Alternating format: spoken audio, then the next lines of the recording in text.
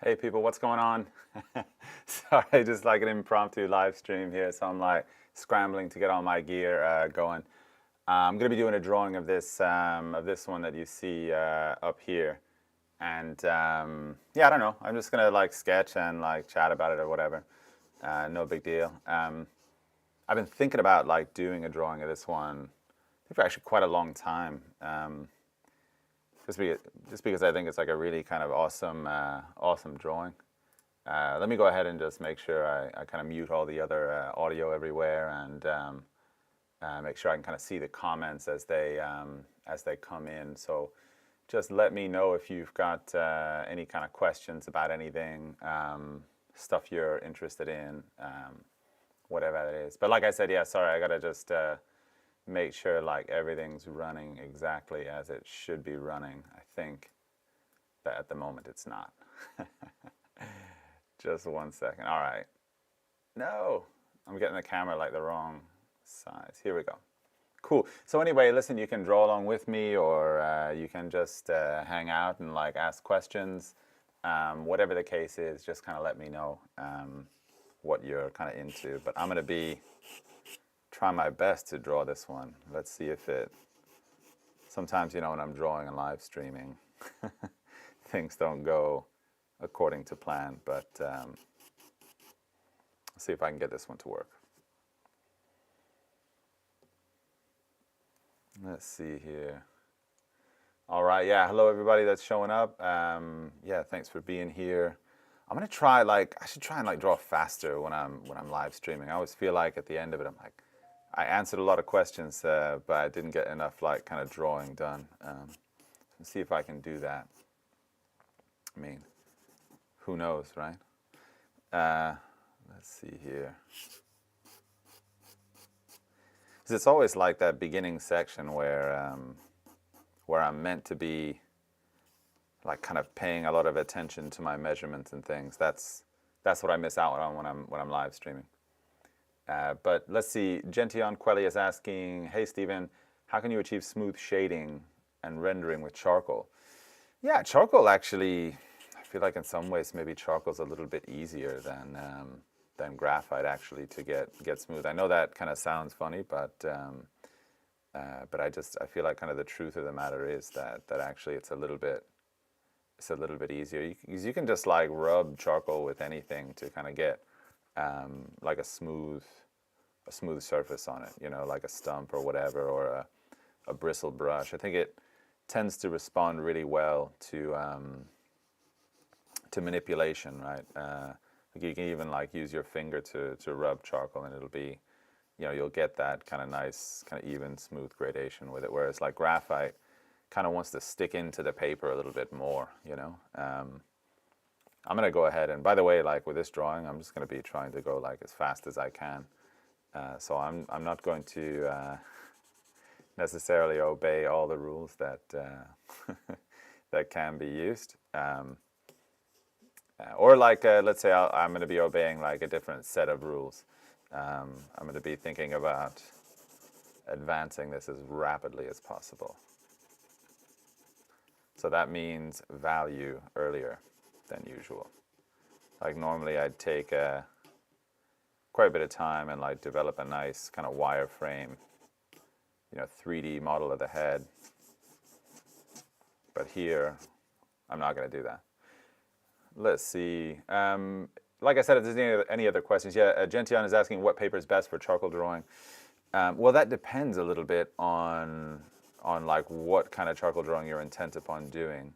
I almost think it kind of depends upon like how developed or how long you intend to make your charcoal drawing, right? So if you're thinking that you're going to do a charcoal drawing in like one session, like you're sketching with charcoal, right? I would say then probably some of the smoother papers would be the best thing for you. You know, something like a Canson Meton paper, for instance, or even, I don't think Stonehenge is great for charcoal, so maybe I wouldn't go that far to say Stonehenge, but yeah, I think Canson probably would be my favorite if I was going to do faster charcoal sketches. If you're going to be doing like a longer sketch, or like a longer drawing where you're really going to be like developing a lot of things, then you're going to need a paper that kind of holds up a little bit longer. There's a few different like paths you can go with that, right? You can go to like Arches watercolor paper, which is cold pressed. They have like a medium and a like heavy texture version of that. And those can be interesting in terms of like papers that will hold up really well to you kind of beating them up and like really developing your values.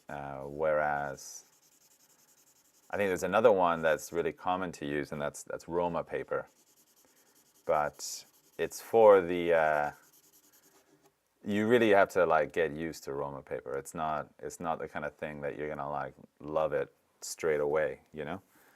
Let me zoom in a little bit actually on my drawing. I'm going to go to the camera settings real quick. I'm just going to zoom this in so you can see a little bit larger the head. There we go. Also, by the way, you guys are kind of seeing this in perspective from the side, so please don't beat me up about the left-right proportions. It's a little bit thinner than, or it's going to look a little bit thinner than it actually is. It's a lot of like a lot of people online that like to put in their 2 cents about proportions, you know. Like they're sitting off on the sidelines, happy to like tell you how to do everything right. Anyway, let's see if there's some more questions coming in here. So Mad West is asking, is the grid method always led to realism? I'm not sure what you mean by always led to realism, but I can see that you're kind of talking about using a grid to like relay proportions and design. You can use a grid. I think that's totally fine. It's it's a historical process. It's not like something that's new. I think grids have been used to like transfer proportional information for forever, kind of like all the way back to probably like, Titian was probably using grids. I can't say, I'm not an art historian specifically, but, chances are that something as simple as that technology would have been welcomed among like the painters of like these really sizable murals and things, So I don't see why it wouldn't be used. I haven't personally used it. Probably just I don't have like a project that it's really relevant to. If you're drawing a head that's like the size of your hand like this, I don't know if a grid is really required so much for that. But it's out there to be used, I think. Like there's always this kind of side conversation about using photographs and like who would use it and who wouldn't use it and whatever. And I was just thinking that like, if I was an artist, in Caravaggio's era and they had a camera, like, why wouldn't you have used it? Like, you just have a job to do. Like, they were, professionals in a sense. Like, they had, in a way, probably deadlines in the same way that, like, illustrators had or have deadlines, Their work kind of was a really big industry. And so when people are kind of counting on it, I think you'd use almost whatever tool you could. It's only nowadays that I think it becomes like this puritanical issue, like that there's like a morality to using photographs or not, at least the way that some artists kind of present it. So for me, I don't know, it's like another tool. Why wouldn't you use it? Same thing with a grid. So Diligent Visual is asking, do you create the structure and proportions of portraits with different methods each time you work, or do you adhere to your own hybrid process based on a system like Riley or Loomis? Yeah, that's a kind of cool question because it brings up, I think, this idea that, for me, like I'm an experimenter. Like I always kind of feel like I want to do something just a little bit different than the last time. I'm always trying to like make, some little improvement or some little tweak that's going to kind of make this that much better. And because of that, I think I tend to kind of experiment a little bit or have a lot of different ways of approaching things. I think in general, over the last few years, probably I've really cut down on the amount of like different ways that I approach something, mostly because like a lot of my work, now, is on film. So you don't have as much time to like kind of mess around, I guess, and like search for a new solution. You kind of have to kind of stand up and deliver a little bit, and certainly like if I was, what's the word, like doing commercial work, or if I was, working on commissions or for exhibitions and things, like that's work that you don't have like time to mess up. And so, I probably would be even more consistent if my kind of needs dictated that. Here, like with these like live streams and things, I can just kind of, I don't want to like make it seem less serious than it is, but like I can kind of mess around and, figure out some things, test something out, just have a good time like chatting with you guys and like kind of studying an interesting pose or something, Yeah, so cool question. Let's see, Ryan Abigan is asking, hey Stephen, bit unrelated, but I notice you usually go and cook after each live stream. Just wondering what your favorite dish is to cook. Yeah, no, it's kind of because, of course, because we are located in Norway. I live stream at a time that's, but like I'm American, right? And like, English speaking. So I think probably most of the people that watch my live streams are like either in the States or, like kind of exist on that time zone, on that East Coast time zone.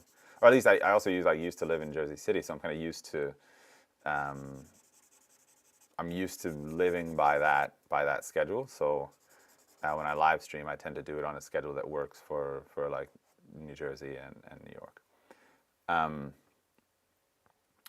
But to answer your question, like, yeah, I tend to have a couple different cuisines. Like I started out doing a lot of like French cooking.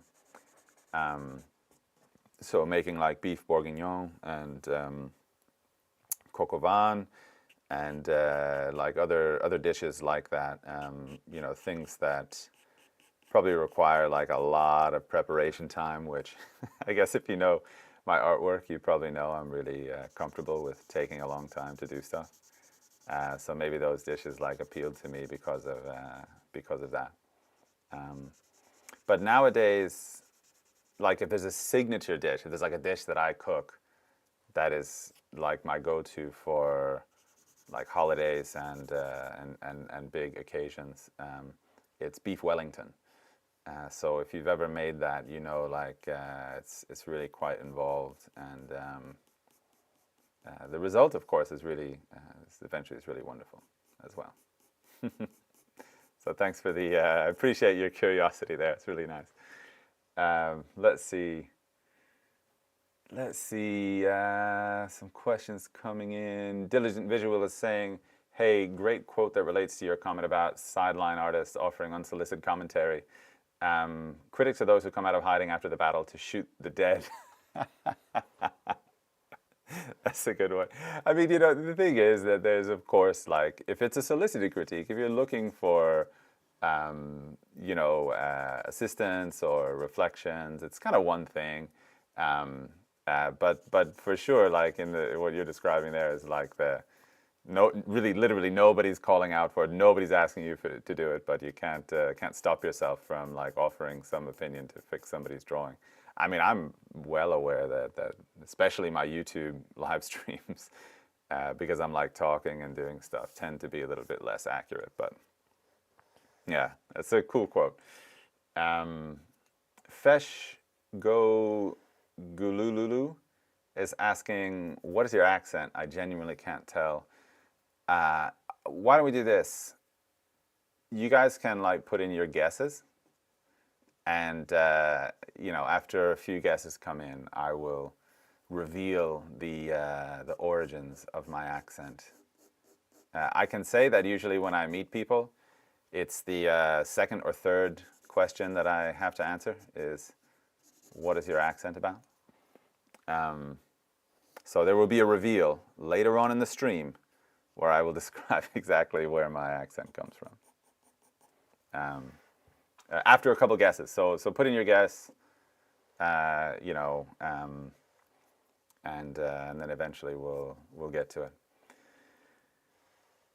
Gentian Quelli is saying, can you train yourself like in an academy, like bar drawings and then cast drawings?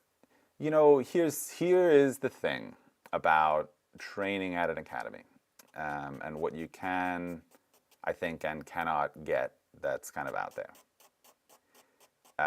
What you can get, of course, from people like me. Oh, and by the way, why am I doing this stream?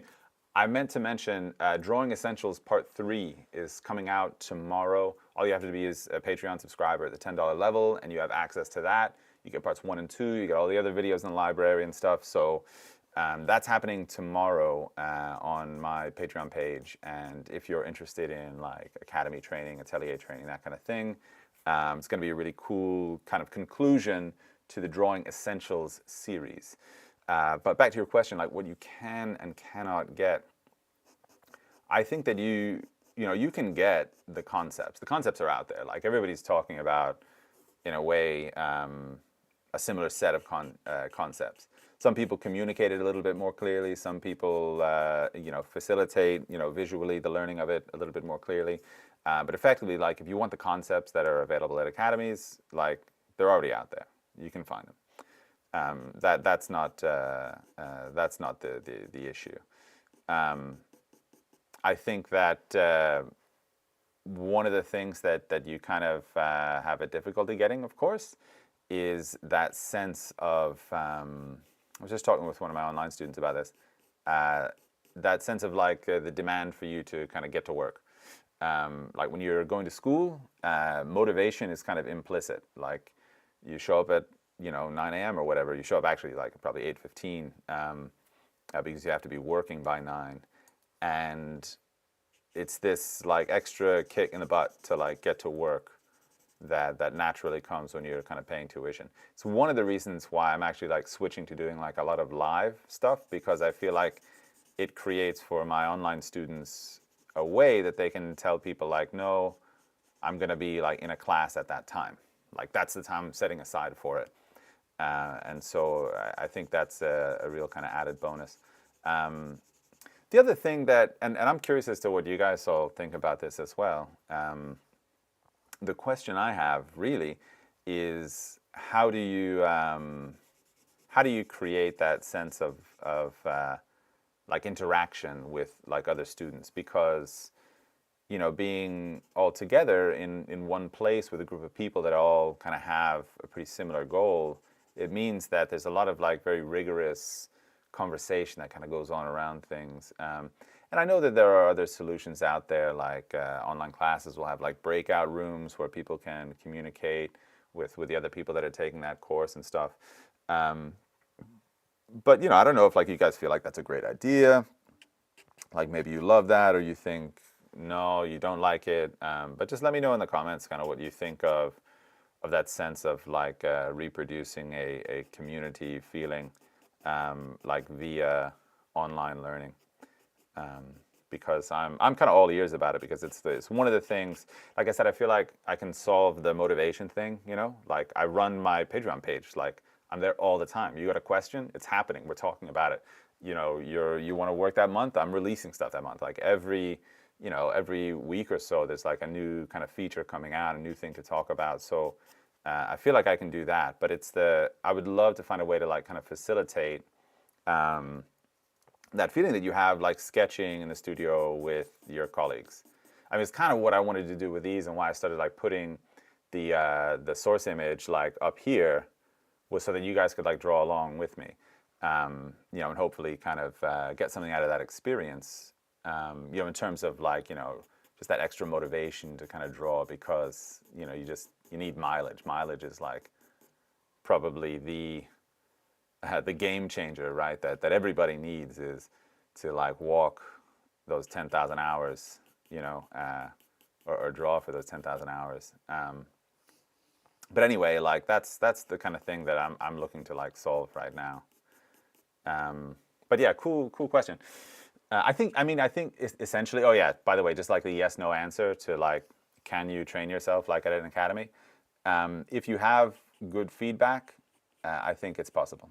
Yeah, but you also have to have like a lot of internal motivation, you know, because you still have to like get up and get to work. You still have to like arrange your life in such a way that the work is possible. You know, I find, you know, when I'm kind of, you know, doing work in the studio, I'm always trying to kind of like remove resistance, right? Like if you've ever like worked with new software, you know what resistance is. So like you will, like the first time I opened Final Cut Pro, like I do a lot of my own video editing. So like the first time I opened up Final Cut Pro, I had like literally no idea what to do. Actually, funny story, like I actually didn't start out on Final Cut Pro. I started out on Premiere Pro, Adobe Premiere Pro. And I found it so opaque, like the process of editing film there. I abandoned it completely, and I went back to iMovie, which is like I was just like, I can't deal with this. Like I can't do it. Like I'm not gonna waste, you know, my time and my sweat like messing with this thing. And then later I started on with Final Cut Pro, and it was a little bit more like understandable, a little bit more user friendly for me. But back to your question. Oh yeah, so resistance, right? So the big problem with that is I had all this resistance to kind of like get into it. You know, and so like it's the same kind of thing for drawing. Like if you have to, let's say like you're in a situation where every time that you are going to make a drawing, you have to like pull your easel out of the closet, and you have to like get your pencils out of a pencil box, and you got to like sharpen them all up, and you know, you got to I don't know, let's add like some other like variable in there. You know, you gotta take time off work or whatever. You know, you do all this stuff, and then finally, whoa, finally you arrive there to be able to do some work. If that's what you have to do every time, you are highly unlikely to do that often enough to like make the kind of progress that you want to make.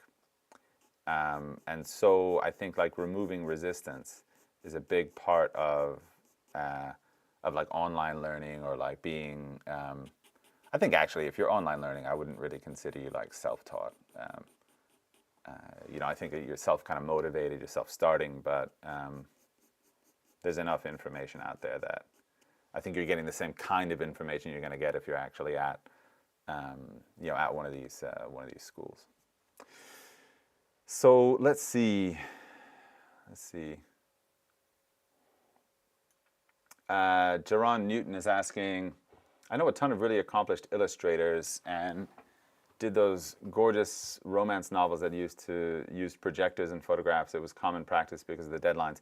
Yeah, you know, if you guys out there and girls out there have read Loomis's book on drawing, on like, I think it's Heads and Hands, he kind of talks about this as well, is that, and it's quite wise actually, that like all drawing goals are kind of not the same, which is to say that like he differentiates, like if you want to learn to like sketch the head, like you've got a different set of goals than somebody who is intent upon working commercially, which in his era meant that you were going to be doing, yeah, like things like, you know, romance novel covers or whatever, you know, like you're going to be in an industry that has like demands like that. Whereas if you're just in it for kind of fine art, you know, there's a different set of variables. So he considers like if you were going to get into it to be like, all you want to do is like paint commission paintings or commission portraits all the time,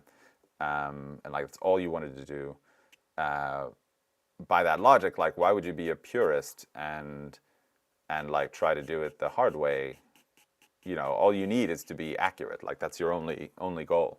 Whereas I feel like if you're drawing and painting for like your own reasons, for like personal expression, and it's your way of like, bringing your like artwork into the world, I think then it's like it's imperative actually that you learn to draw properly, because what's happening when you're drawing, and this is going to get like way too deep and like maybe a little bit boring, but what's happening when you're drawing, right? Like I'm drawing this here. I look up, I look at the monitor where I have the source image, and I'm memorizing what I'm seeing, right? And then I come back and I go to my paper, and I try to indicate those things which I have memorized, right? Those shapes and those values and those forms that I've memorized. I try to kind of lay them down on the paper in as simple a way as possible. So what's happening is, and this is like, I think, the very cool part of it, it's almost like alchemy.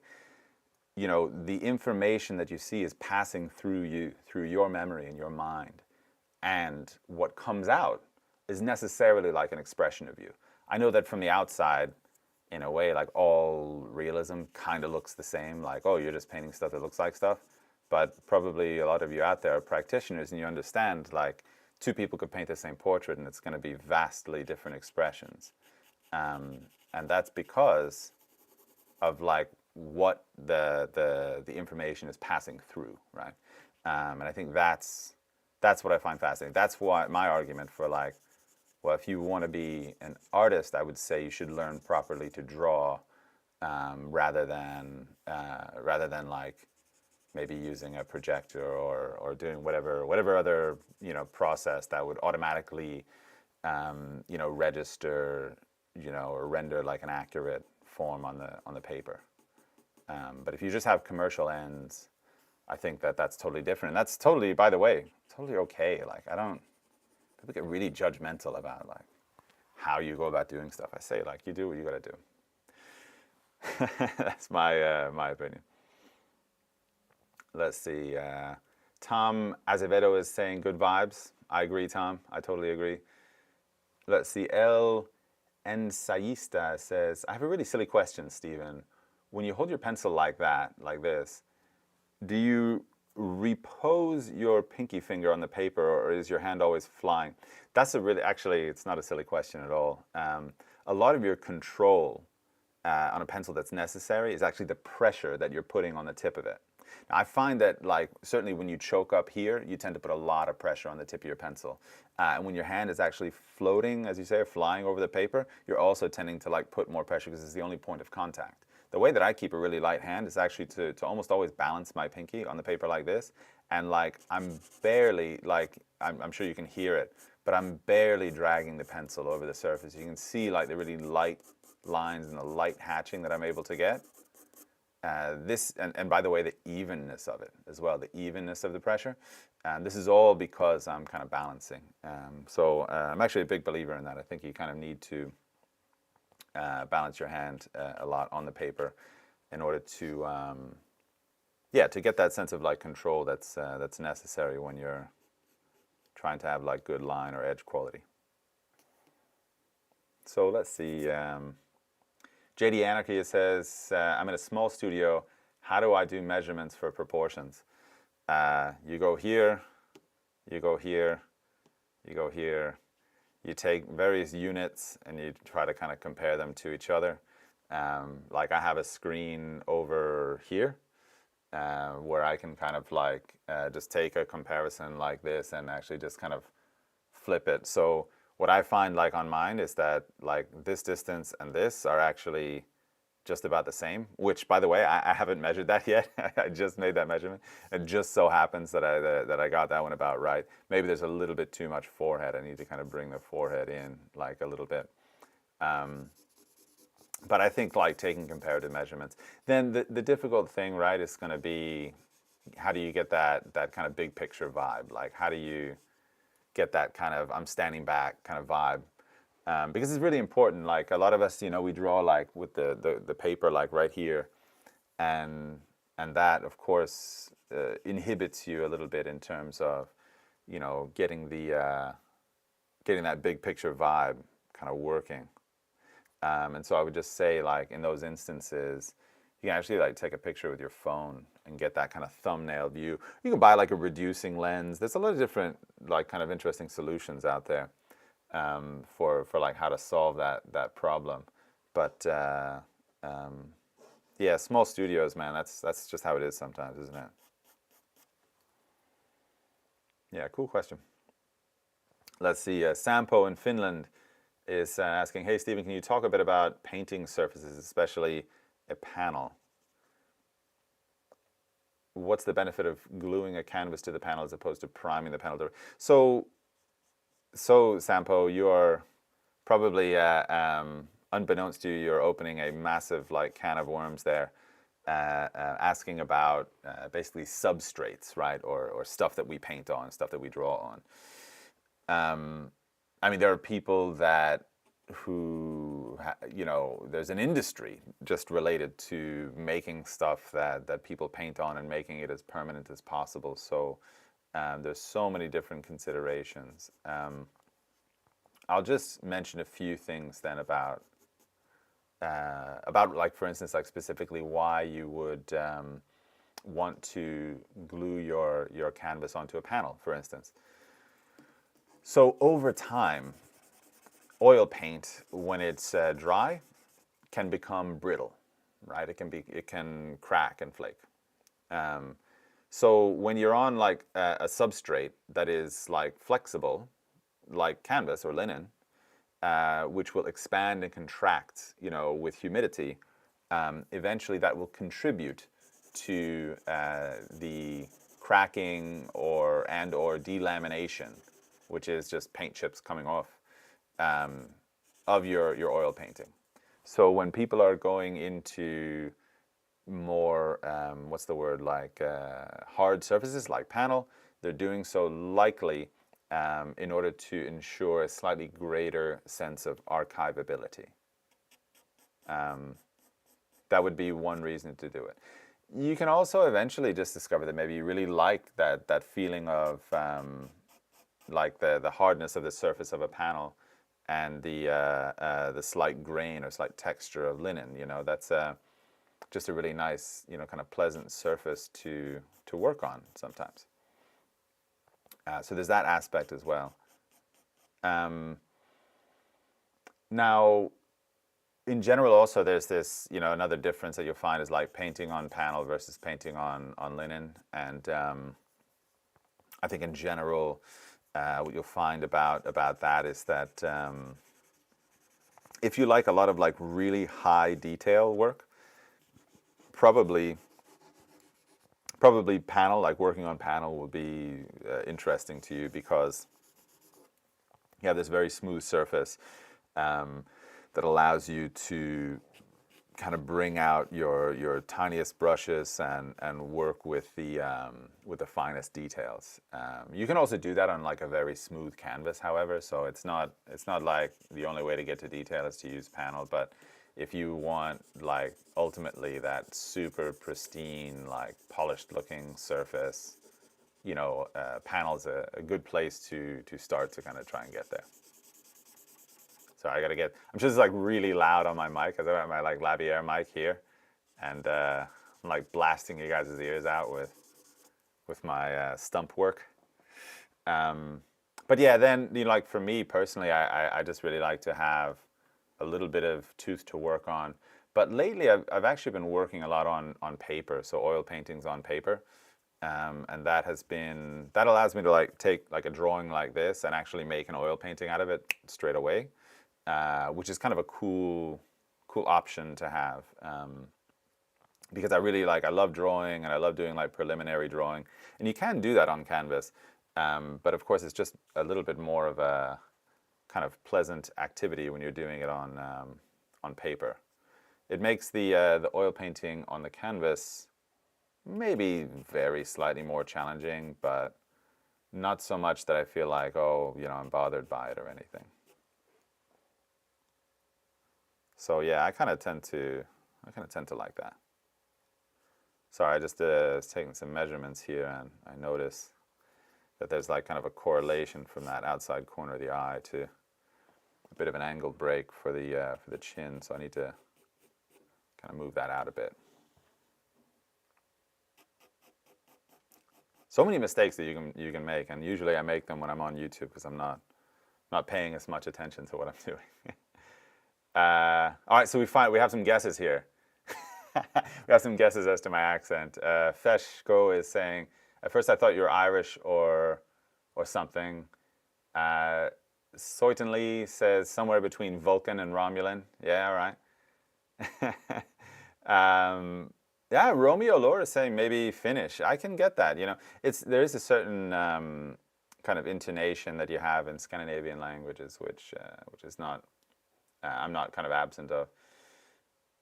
Sampo, who is Finnish, however, is saying if there was an academic term for Stephen's accent, it would be eloquent American. Oh, Sampo, that's nice. That's nice.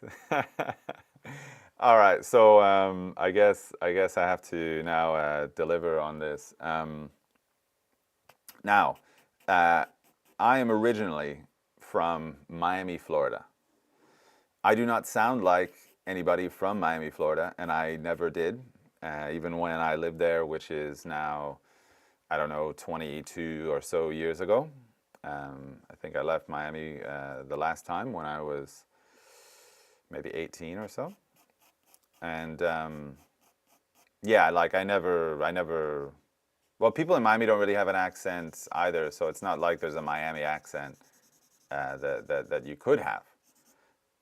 So when I was 24, I moved to Italy, and during that time, I started teaching at the Florence Academy there, and talking with people who mostly, like, it's a very international school, international community. So most of the people I would talk to, English was their second language, and so I think when I first was there, and like my original like American accent, I guess, was kind of, you kind of like slur things around a bit, but I would make like an extra effort to kind of speak clearly and to properly pronounce things so that people could, I think, understand it a little bit more easily. And like it really bothers me if I feel like I'm like chewing on a word too much. It kind of, I don't know. I have some weird quirk about it. So when Sampo says eloquent American, I mean that's probably just about as exact as you could get in terms of what my accent actually is, because there really isn't one. I'm from America, I'm from Miami, but I think that I just sound like this out of an effort to sound like I speak clearly. So that's all. I hope that the real reveal is not like bumming anybody out, because it's not really. It doesn't. What's the word? Like, there's not actually a place. Like, so. That's what it is. I just always sound like this. Everybody asks me why I sound like this. When I did the suggested donation podcast with Ted and Tony years ago, that was like among the first things we had to talk about, so it just is what it is, and I've just kind of made peace with it. Yeah. So let's see here. Let's see if there's some more questions. Feshko is asking, if you weren't an artist, what would you be doing? If I wasn't an artist, what would I be doing? I love that question, actually, because I was actually thinking about this the other day, and I don't know, like, I don't want to like presume that I could do any of these jobs, because obviously, like, they're out, people, have them as careers out there. But like, I would have loved to have been an architect. Now, I don't know if architecture is kind of in the arts a bit, you know what I mean? Like, it is obviously, there is a craft of engineering, and there is very much the artistic side of architecture. But like in my, fantasy life, in which I'm not an artist and I'm doing something else, I would have loved to have been an architect. I just think it's a really tremendous expression of like people that learn how to do things, like imagine figuring out how to make these structures that people are going to like live in, and I mean, I know probably most most of architecture like work is probably just building a house here and there. Like it's not like like not like constant self-expression and exploration and things. Like there's only a few revolutionary architects out there, I'm sure. But nonetheless, I think it would have been a practice that I would have really loved and really gratified by. I admire architecture a lot. I do admire classical architecture a lot, I have to say. Like I mean, maybe it's not surprising, but I'm not as into like modernist architecture or like uber modern, where it's like everything is like all asymmetrical and all the walls are like hanging outward like this or looming over people and things. So although like I love, obviously, like Frank Lloyd Wright is one of the progenitors of modernist architecture, and I love his work, of course. So I can't say that I only like classical architecture, but probably there's a bit of my heart is in that. Also because I lived in Florence for probably everybody knows if you're already here watching, but I lived in Florence for about 6 years, and that city, of course, is just like a museum of amazing historical architecture and artwork. And so I think that probably a lot of that really resonated with me at the time, and still does today. So there's an element of that that definitely comes into like informing my taste in architecture. Rohan Diat, wow, that's a tough one to pronounce. Diathankar is asking, how long should one learn drawing to get better at painting? Well, yeah, I mean, it's the age-old question, right? Like that, or assertion that a painting is just a drawing in paint, which maybe, of course, like many things like that, it's a bit of an oversimplification, but it's there for a reason, and it is that. And again, like I was teaching like yesterday and today. I have a lot of like mentorship students online, and one of the conversations I was having was about like kind of getting over the line in terms of like what is the difference between like a work that is adequate and one that's like really, really good. And in general, like you can have people that have learned a lot about the kind of the tricks of oil painting, and then you can find that maybe their work does not have a tremendous degree of kind of empirical accuracy. And for me, that always is like a little bit less. There's a kind of this kind of truth that you can, I mean, that's such a lofty term. Let me just even take that back. But there's a kind of feeling of fidelity, right, to your subject that for me is like really important in what I would consider like a great artwork. You can have your own opinion. I'm not saying like, I'm not trying to define great art and tell you what you have to think. But for me, right, like that's kind of one of the defining characteristics, is that like the subject is in a way like well represented. Now that doesn't mean like a hyper realistic representation. That genuinely just means that you've made your artwork with respect to the subject, and you're showing the character of that subject. So for me, that's really important. And then like the idea of like, well, how long should you practice drawing to get better at painting? There's nothing really I can say like across the board, that's like a number. But I can say that always, even today, as my drawing improves, my painting improves as well. So there's that aspect of it. You can, it's not there's definitely not like a definitive line. I would say that you should do your best to find a way to like fall in love with drawing, just like you love painting, and it will pay you back. It will always pay you back for your use of it.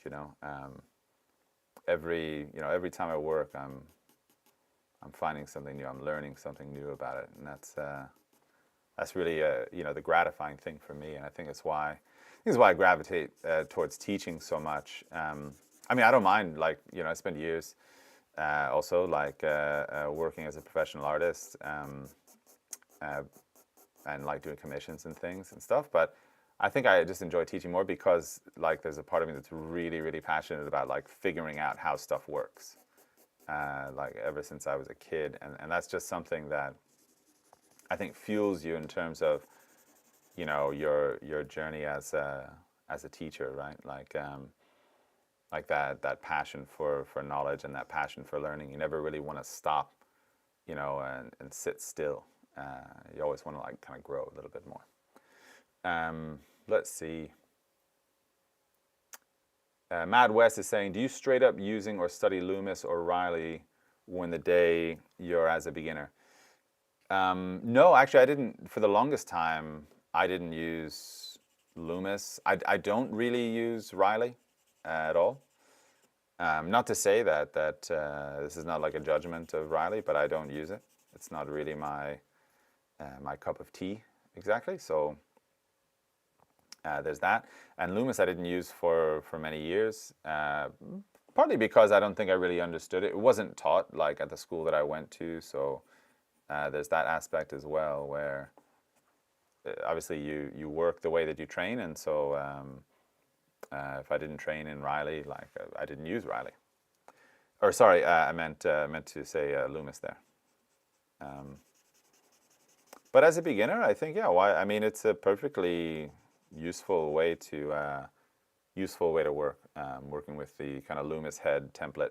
I mean, in fact, the funny thing is, I think I came to Loomis quite late, and the reason I actually arrived there at all was because I have my own version of like a head template. You know, I was basically kind of doing a lot of Loomis-like ideas or executing a lot of Loomis-like ideas just in my drawings alone. And I, you know, unsurprisingly, I discovered, oh, somebody's already like been here and like kind of walked this territory, even written a book about it, you know. So yeah, I think Loomis is great. Use it. Let's see. PD Pete is saying, I would greatly appreciate something of that nature available to me. One issue for a person in my situation is cost as well as location. It's not easy being a full-time parent who is, I think, also taking care of disability on limited funds. Yeah, Pete, that's a lot to take care of, man. It's definitely have my sympathy there. You know, like I was lucky enough that I kind of studied when I was a bit younger. You know, like I'm 40 now, and the idea of like having to like uproot and go find a way to live on another continent to study, I think would be a lot to kind of unpack. On that note, I mean, by the way, the thing that I'm probably, or among the things that I think I'm happiest about with my Patreon is that I've been able to do kind of two things, and one is to like put together like this massive library of content for students, but also because there's been a lot of people that have, you know, followed me and subscribed and things. I don't actually, it's only like $10 a month to have access to everything. So, and that includes like special events and anything extra that's happening. So I feel like I'm able to offer it to people at a really, really good price that they don't have to like sweat about, you know? And I think it's one of the advantages that I have, like doing this on my own. I mean, there's whole big corporations out there that do their own version of this, you know? And they charge obviously like significantly more for it because they have like lots of expenses and teams of marketers and things. But I'm able to be like a bit agile and I think offer really good content at a lower price. But anyway, that's I feel you, man. I totally feel you. The economics of time as well, you know, is something that I think really affects everybody when they're trying to study. Let's see. Yeah, yes, I am from Florida originally. That is correct. All right. let's see. I'm just trying to get to another question here about. So Pressa is asking tips on getting the right proportions. I think that for starters, it's just measure, measure, measure. Kind of keep measuring and keep measuring. I mean, in a sense, like also like it's a much more complicated question than that because, for instance, like, can you get good proportions without having like good line quality, for instance? I mean, it's possible, sure. Like those things can be separate, but one also really greatly kind of helps the other. Having good control over your medium. Like if you don't understand values very well, are you likely to get to a place where you have good proportions? I would say that it's less likely. So it's one of those things where everything, like good proportions are like everything kind of working together in unison, and so like one thing is like just kind of as important as the other. So what I would say to you in terms of like how to get better at proportions is get a better control of your medium. Get used to having like a consistent process of blocking in. Get used to studying and understanding values. Like all those things are going to be like drops in the bucket.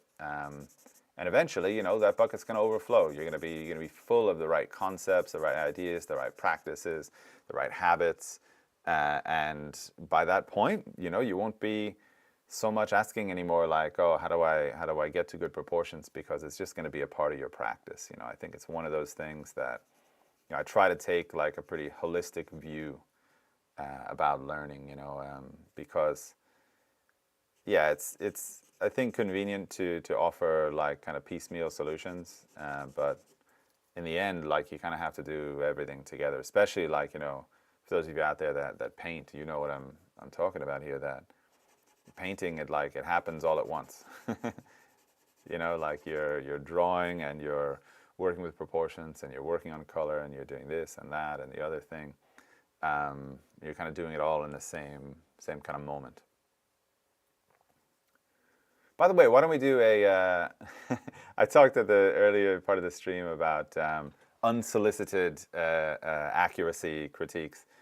If you all out there are noticing any part of what I'm doing that is proportionally inaccurate, let's, by the way, say this is going to look skinnier than what it looks like up here because I'm filming it in from the side. But if you see something about this, like give me a drawing critique, right? Give me a heads up about what's off, and I'll see if I can spot it and fix it. Heather Martinez is asking, do you think that beautifying your subject compromises the integrity of the piece, making the nose straighter, etc.? No, I don't think so. I mean, it's just a part of your deal, Like if that's something you want to do, you got to chase that. I mean, go for it. I mean, there's so many different like expressions of painting and drawing out there. It's the thing that really, I guess, modernism has given us, and it hasn't given very much to representational painting, frankly. But what it has done is it's kind of like, especially again for like realist painters today, if there's something you feel like you're searching for, there's room for it. That being said, like what that also gives you, sometimes when you have all the options in the world, you don't really choose anything, so it's a double-edged sword in a way, but I think that in general it's a good thing. So if you feel like you want to beautify the subject, that's the aesthetic you're chasing, I say go beautify your subject. I mean, what's the harm in that? I mean, you could find also that maybe eventually you don't like that anymore. Like you needed to try that on. Like I remember, being younger, and like I tried on a lot of different hats in terms of like what kind of artist was I going to be, like what kind of representational artist was I going to be, and in the end, feel like eventually like it chose me. I kind of, the process was like long and slow and unconscious, and yeah, So it wasn't. I didn't like. I feel like I didn't. I didn't like stack up a pros and cons list and then become that kind of artist. It just kind of came as it came, you know.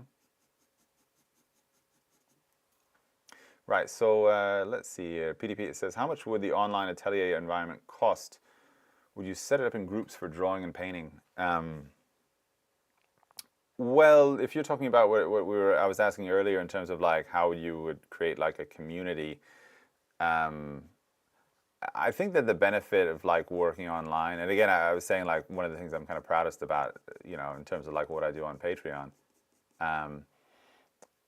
is that you don't have the spatial constraints of regular schools, which means like the scarcity of room and places is not there.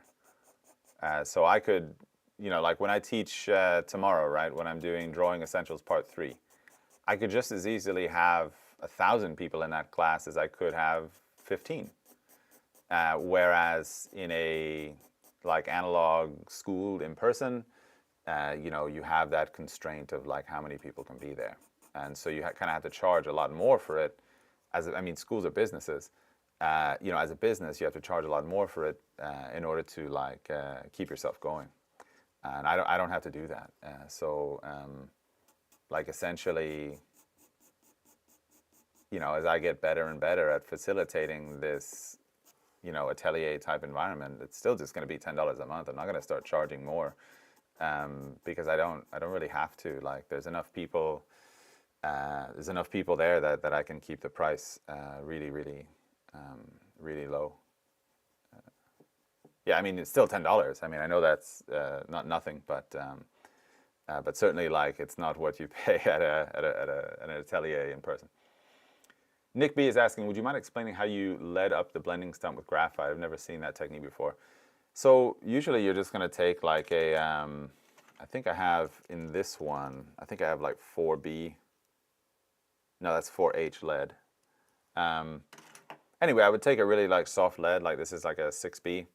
I would like take a little area like this down here and just rub a bunch of like soft lead on the canvas and then just roll the stump around in that.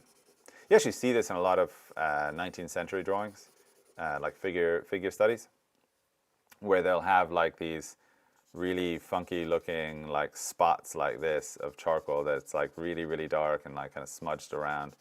And that's them like rubbing their stumps in the charcoal to make it a little bit more of like a drawing implement.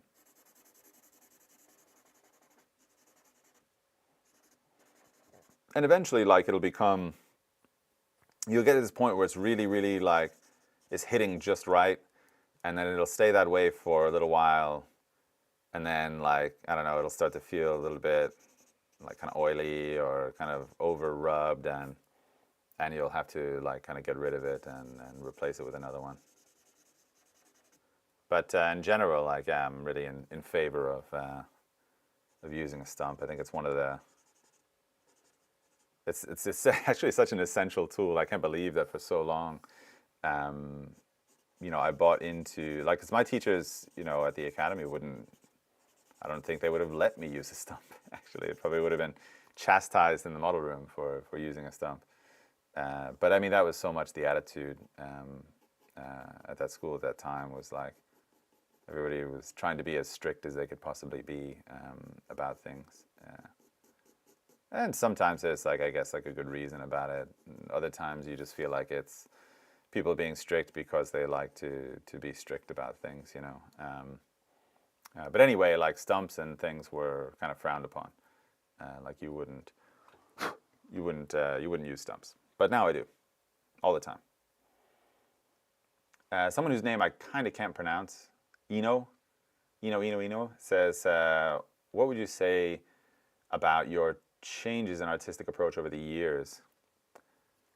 Yeah, I think that when I was younger, I used to always imagine that I had to have like some big reason to like make a painting or a drawing. Like it had to be something other than just a picture. of something significant to me. And I think that's changed over time.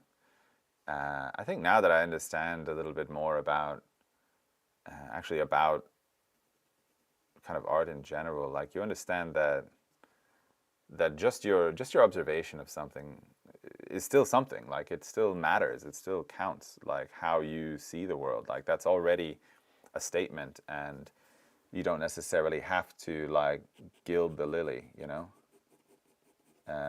by kind of making some big visual leap away from what you actually see. What you already have done it. In fact, like I talked about this in the beginning of the stream.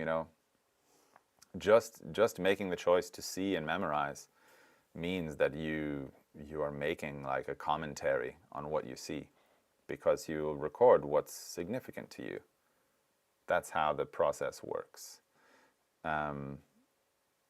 So anyway, yeah, I think that has changed a lot over the years. As I kind of, it's a little bit of like don't sweat the small stuff kind of thing, like,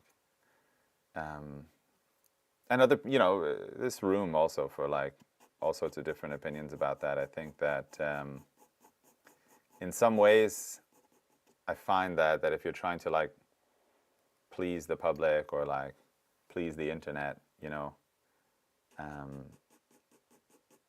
there's this whole set of like, oh, like you should be really creative or something. And I don't know. I mean, I guess I feel like I'm creative, but probably overtly on the outside, maybe it doesn't look very creative if you're judging it with like the eyes of the internet. Because there's so many like digital painters out there that are like making these amazing scenes, and worlds that they're creating, and I'm just living in the world and just seeing that.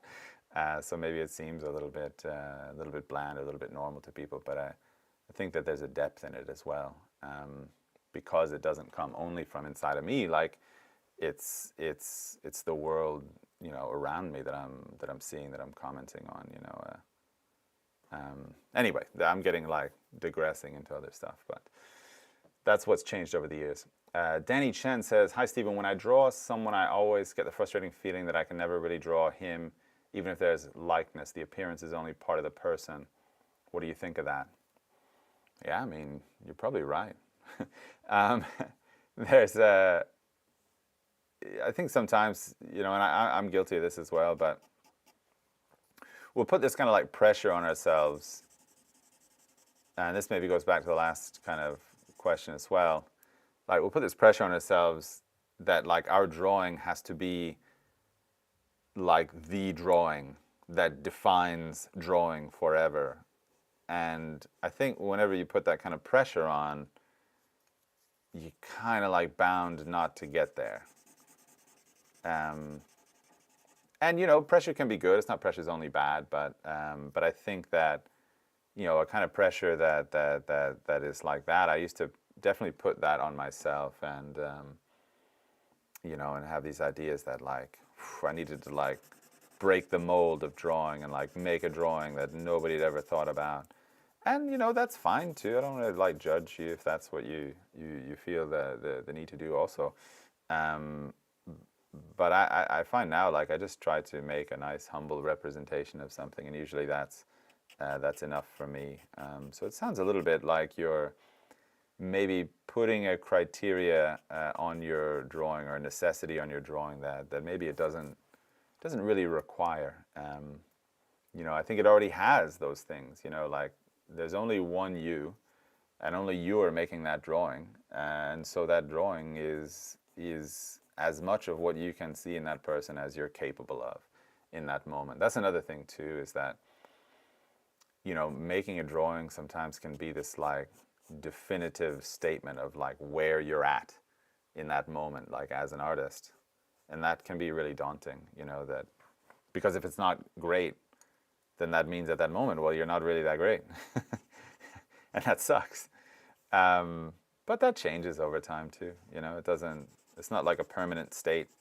It's the cool thing about, skill-based artwork, is that the more you do it, the better you're going to become. And so like I take a lot of, that kind of calms me a lot, that what I am in this moment isn't the ultimate expression of what I will be or what I can be. You know, like I'm still in process. I'm still learning. You know, I'm still figuring out ways to be just a little bit better, to do a little bit more the thing that I wanted to do at the start. You know, you don't have to like call yourself the finished article. Really, at any point. Hopefully, like you just keep going and keep learning. Let's see. Nick B is saying thoughts on photorealism, like Chuck Close, Gerhard Richter. Do you think there's a tension between photorealists and realists? Yeah, I mean, I think that they're just doing a different job. I mean, just by the definition of it, a photorealist is kind of doing their best version of what a camera would do through their hand, and that's kind of like an astounding feat in itself. Whereas I think a representational painter is doing their best to express kind of their vision of the subject, you know, which is maybe slightly a different story. I don't want to get too into the weeds about, you know, definitions of because, you know, photographers also are changing the way that they're accounting for how they see things. You know, it's almost like, I remember when I was younger, you know, or like a child, you kind of hear that something, oh, it's a documentary, and that, you know, in one way or another, like I kind of understood that to mean that they were like, you know, just documenting something, but really, you know, they're editorialists, right? They are absolutely telling you their version of events. And photographers are like that too. Like photographers aren't, you know, like newspaper reporters necessarily. They're not just writing down what happened or photographing what happened. They're choosing the lighting and the moment, and you know, their work is a commentary on what they're seeing. So, you know, photorealists, like I said, I mean, they're trying to do the work of the camera, and that can be its own kind of inspiring task. Representational painters, I just think they're doing something totally different. I mean, it's barely the same activity. Link, who I believe is named for the famous game Zelda, says, how long does it take to paint like William Bouguereau? Call me when you find out. Yeah, let me know. Danny Chan is also saying thanks, or saying he's a fan of my eloquent American accent because it's very calming and soothing. Thank you. Let's see. Pamela B is saying, as a lefty, any tips for avoiding smudging? Wow. That is like, I've never even thought of it. I don't know. Are there any lefties in the audience? If there's anybody that's a lefty and has a tip about that, because I get the feeling it's one of those things where over the years you figure out the best way. I definitely don't have the best way in mind just now. But if anybody watching here has any tips for Pamela B, please throw it in the comments. Oh, by the way, also, if you're watching this and in any way at all you think it's kind of nice to watch, please like and subscribe to the channel and turn on notifications and stuff, because that just helps me grow the channel, which means I have more reasons to do live streams and kind of make make content for YouTube. Doesn't cost you anything, and it really kind of helps me out. So just remember to please hit like and subscribe. That is my my housekeeping announcement there that I have to remember to make when I do live streams. Let's see. FV Sander says, is the angle of the horizontals, the line of the eyes, nose, and mouth, correct? Yeah, in the video, it looks like your drawing has a line a little bit more tilted. That's a good question. That's a really good question. So I'm kind of checking it now. I think that one of the things, yeah, I think I'm tilting the mouth a little bit more than what it is. It seems like to me the tilt on the eyes seems pretty good, but I've tilted the mouth a little bit too much. I think I've like pushed up this left-hand side a little bit too much. I'm going to kind of bring that down a little bit. Yeah, it's like, by the way, in like all the features, you know, like you just want them all to go along the same tilt. You know, so that's always something I'm kind of looking for, is that kind of symmetry of the face. So I think bringing down a little bit that outside corner of the mouth was a good catch. JD Anarchy says, have you ever had somebody that you can't draw? Like there's something about the proportions that just doesn't work for your style? That's a cool question. I suspect that you feel like you've had that. I'm trying to think of an instance in which, I mean, I can remember plenty of times as a student where I found myself unable to draw something. I'm not sure though if it was so much related to that person or that subject at the time as much as it was just related to me at that time. So I would say I have inconclusive evidence that there was somebody I could or couldn't draw. I think that there's what's the word? What did I want to say? I wanted to say that there's subjects I've found uninspiring or uninteresting, and I find those very difficult to draw or paint. It's very rare. I mean, usually when you're an artist and you draw and paint for a living, you should be able to find the interesting thing about what you're working with. But yeah, there have been, I remember commissions when I was younger with really bad photography, and it's just really tough to like kind of get on board with it and like kind of get interested. And I think those are probably some of the hardest things.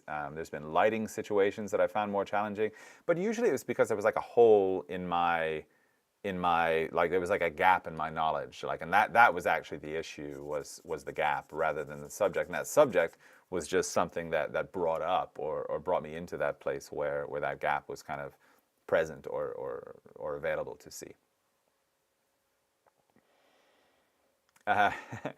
Like Cookies 230 is asking, what are the pros and cons of using your finger versus using a stump? I don't know.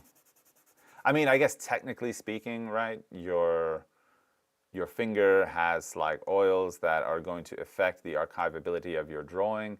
And so ideally, you want to keep your paper oil free because oil has acids in it, and acids destroy or disrupt paper or threaten the archivability of it. That being said, like I know a lot of artists that use their finger, and I kind of feel like, there's a lot more contributing factors to archivability than whether or not you used your finger to brush stuff around. Like for instance, is your work being stored in like a climate controlled area? Like is it properly framed and sealed away from the elements? Well, if it isn't, all that rubbing with your finger probably doesn't matter that much because your drawing is going to get destroyed by mold or mildew. Anyway, the point is, technically speaking, yes, there's an archivability issue that is at play between using your fingers and using a stump. In reality, I know people do it, I actually don't do it very often. Mostly it's like just like a teaching thing, is that because of that archivability issue, like, and a lot of my work is I'm like kind of showing people how to do something. I tend to try to stick to established truths and like the middle of the road in terms of technique. I don't really do anything too exotic because usually those exotic things have, archivability issues or complications that make it disadvantageous for a student to practice that way.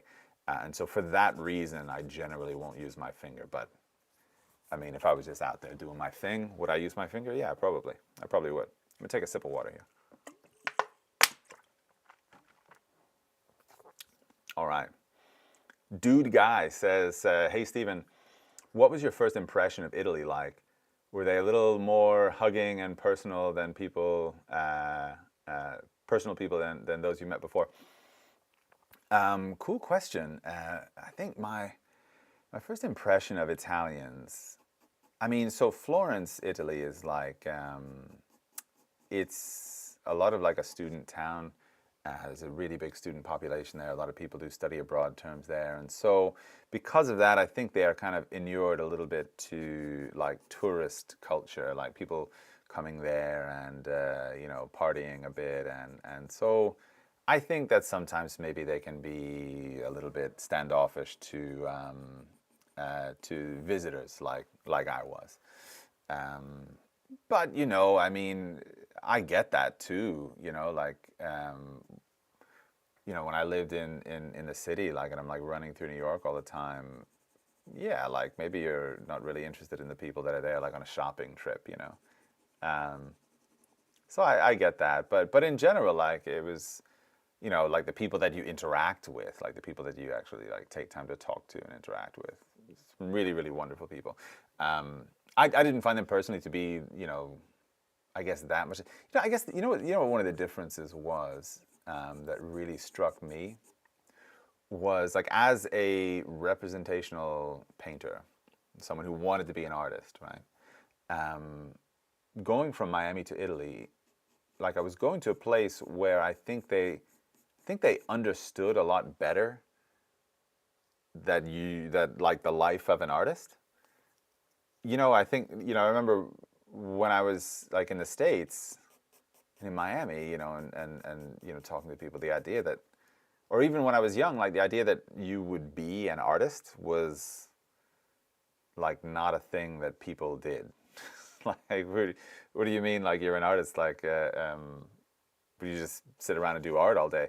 But like in Florence, it has this incredible tradition of artists and art history, and it's like very alive and very vibrant. And if people are kind of tapped into that, I think they understand very well, that that's like a part of culture. There's people that just do that, and I thought that was a really great aspect of making that transition, was going to a place where that was like really well understood, really kind of implicit in life, um, is that there were artists, there were people that made art. That's what they do. That's their reason for being, their reason for existing. So I thought that was really cool.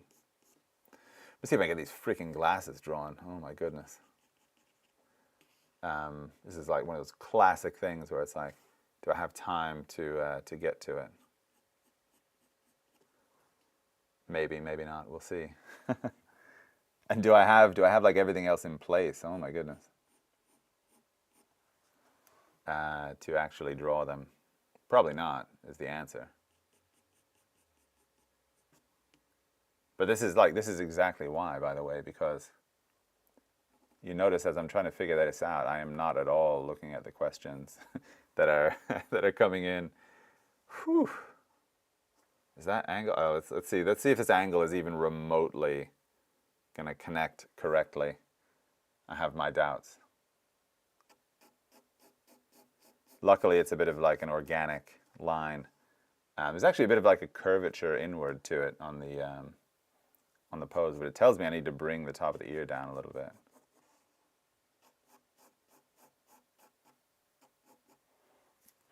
Well, anyway, that's one of the sides of the glasses. I don't know. We'll see if it stands up, if it holds up to scrutiny. I'm not sure. Let's see here. Mark Art is asking, do you mix graphite and white charcoal? Yeah, sure. I think it's actually nice when you some nice effects that you can get when you're doing that. Sorry, and I have another like spot that I'm trying to draw here that's like really taking all of my attention. But yeah, I also do that with graphite a bit. I think it causes this like really kind of cool gray temperature, which if you can kind of use that, manipulate that, I think it can be really, really interesting, really cool. So this one lines up just below the iris there. Just made a little stray mark on the nose. FV Sanders says, I know the question is not to me. Oh, he's giving an opinion to another question. I will let you guys take care of that in the comments. Eno is asking, what kind of music do you like? Really cool question. The thing is, when I was starting out these live streams, I thought, oh, it'll be great because I'll just kind of listen to some music and I'll just sketch, and people can sketch along, and like that's really cool. But then inevitably, like people will ask questions, and I think, oh, well, I should get to that question because it's like a really cool question, and it's like a cool chance to like connect with somebody. So I always wound up having to like turn my music off. But like lately, I've been kind of getting into. There's a lot of like really untapped, uh, you know, like 1980s European electronica that I've been getting into. And it's really some of it's really kind of strange, but I really like it. Yeah, so that's but it's kind of it's a little bit diverse, the kind of music that I listen to. Like there's a lot of different. It's kind of different for different activities. Think like probably Metallica is the perfect jogging music. I'll say that. Um, like it's just intense enough that it kind of motivates you to keep jogging, but it's not like so narrative that you pay much attention to it. So for any of you like joggers out there, you're looking for. Oh, by the way, hey, check this out, right? I'm gonna make some of my playlists, my Spotify playlists, public. I got a 1980s playlist. I've got a couple others that I'll probably like put out there. And you can like check if you have some weird interest in in what I'm listening to. I'm gonna make it available so you can like kind of check that out. A lot of it's usually music that I would listen to when kind of like drawing and painting and working and stuff. Oscar Jin says, I hope this question isn't too personal. Do you have any religious or philosophical stance that is fundamental to your lifestyle? And do these beliefs influence your artwork? Well, I mean, right. So, religion and politics, right? I mean, that's the rule. Those are the things you don't really talk about. And I'm just gonna kind of respect that line in the sand. I don't mind like talking about politics and things. I'm not like a huge like political animal. Obviously, I have opinions, I have beliefs and things, but I also like I've always, and this is kind of ironic because I'm a teacher, but I don't like to be.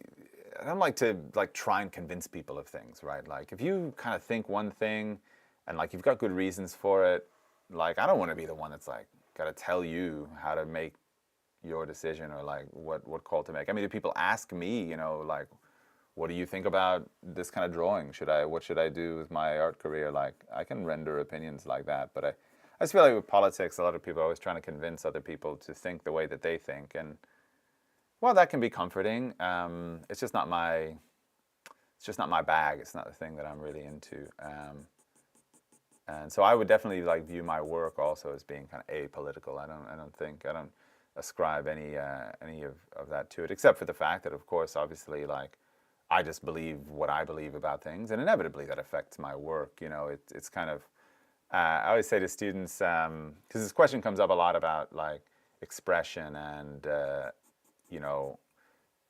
is my artwork expressing what I'm thinking or what I'm feeling or who I am.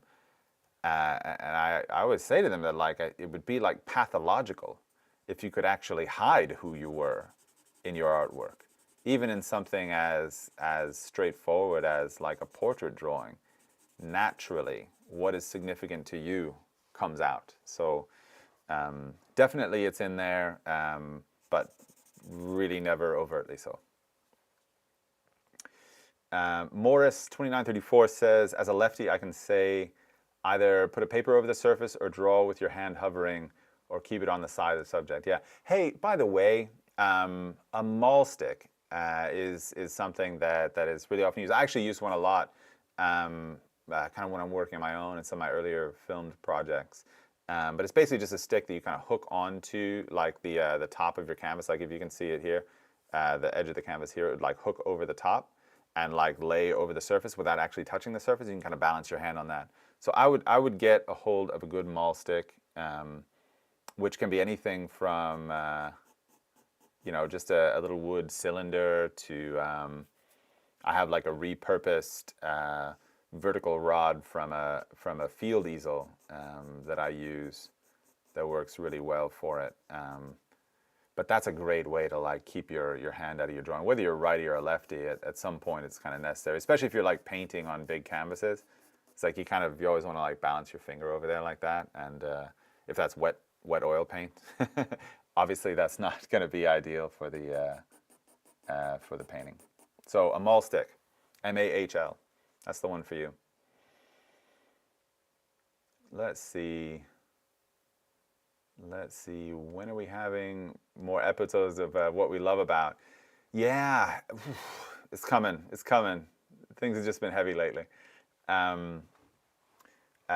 Fake Namington asks, as an academic, what is your stance on modern contemporary art? The ones that are usually featured in museums, particularly those of abstract nature. Generally, I just feel like it doesn't really have much to do with me. I don't invest a lot of like thought or opinion about it. Mostly because I'm just busy. Like it's kind of one of those things where if it doesn't really impact me, I don't tend to spend much time like worrying about it or thinking about it, developing opinions. I'm always curious as to people that do. There's people out there that opine on these things that have really strong feelings about it, and I get that for sure. But I'm probably not necessarily one that has like strong opinions about it. I can say that when I was younger, I actually really was a big fan of like Robert Rauschenberg and Jasper Johns and Franz Klein and these like kind of mid-century like expressionist painters, artists, etc. Like I thought that all that stuff was really fascinating. So I have kind of my roots in it a little bit, but it's just not my particular calling. Let's see. Probably got to wrap this up in a minute and to go cook dinner. But let's see if there's another question that comes along. Let's see. Susan P. Faust is asking, how do you store your drawings? Do you use spray fixative? I always use, and I'm not affiliated with, paid by, or in any way compensated by them, but I always use Spectrafix. It is a milk enzyme-based pastel fixative that is non-toxic, non-aerosol, and generally works pretty well.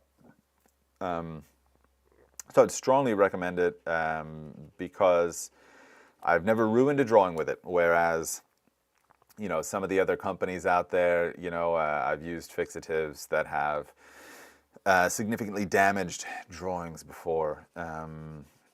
And I can't say why because I don't know what was in them, which is a big problem when you're dealing with, like art supplies. You should be suspicious of anything that you don't know what's in it. If they don't tell you, obviously they're going to say it's like, oh, it's a proprietary recipe, and so we don't like put it out, and I get that. There's a business angle to it.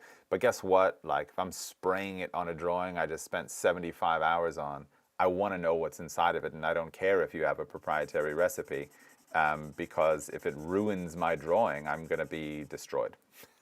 So that is my rather strong opinion, my hot take about fixatives. I got to know what's in it if I'm going to use it. And with Spectrafix, I do know that, and so that's the one I always recommend. And also, it's a benefit. It's non-toxic. It's non-aerosol. I mean, what more do you want, right? Like, we all have to do this stuff inside. Nobody's taking their 75-hour charcoal drawing outside on a table on a breezy day to like spray fix it. So anyway, a lot of reasons for it. Okay, so there's a whole ton of questions. I'm not going to get to the rest of them. Sorry, guys and girls, but I've got to run.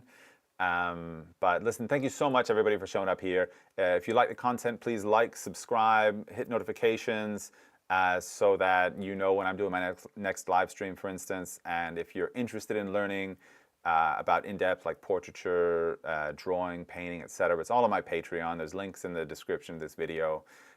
They can get there, $10 a month. It's hardly anything, and you get like 180 hours of content, so many tutorials and events.